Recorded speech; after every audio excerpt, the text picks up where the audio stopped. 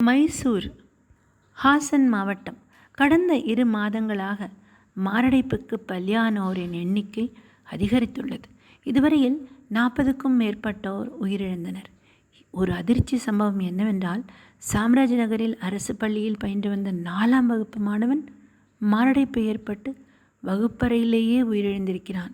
அதனால் மைசூருவில் உள்ள ஜெயதேவா மருத்துவமனையில் இதய பிரச்சனைகள் உள்ளதா என்பது குறித்து பரிசோதனை செய்ய நூற்றுக்கணக்கான மக்கள் ஒரே சமயத்தில் குவிந்திருக்கிறார்கள். வரிசையில் காத்திருந்து இதய பரிசோதனையை செய்து வருகின்றார்கள். மருத்துவமனை நிர்வாகி ஒருவர் கூறுகையில், வெளியாகும் செய்திகளை பார்த்து மக்கள் பீதி அடைந்திருக்கிறார்கள். எங்களின் மருத்துவமனையில் சோதனை செய்து கொள்வதால் இதய பிரச்சனை தீர்ந்து விடாது. உடல் நலத்தை பராமரிக்க வாழ்க்கை முறையில் மாற்றம் தேவை. தினமும் உடற்பயிற்சி செய்ய வேண்டும். இது போன்று கூட்டமாக பரிசோதனை செய்ய குவிவதால் ஏற்கனவே இதய நோய்க்கு சிகிச்சை பெற்று வருபவர்களுக்கு உரிய மருத்துவம் அளிக்க முடியாமல் போய்விடும் என்று கூறினார். மாரடைப்பு மரண பீதியால் மருத்துவமனையில் ஒரே சமயத்தில் நூற்றுக்கணக்கான மக்கள் குவிந்ததால் அந்த இடத்தில் பரபரப்பு நிலவியது.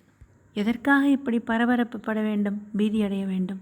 தன்னுடைய உடல்நலை பராமரித்தாலே எந்தவித நோயும் வராது.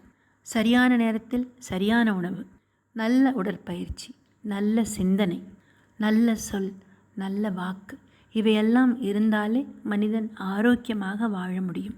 நேர்மையும் பொய்மை இல்லாத தன்மையும் பொறாமை இல்லாத குணமும் மனிதனை வாழ வைக்கும். பயப்பட்டால் உடம்பில் பேட் கொலஸ்ட்ரால் அதிகமாகும். ஆதலால் பீதி அடைவதை விட்டுவிட்டு மனதையும் உடலையும் தூய்மையாக வைத்து கொள்ளுங்கள்.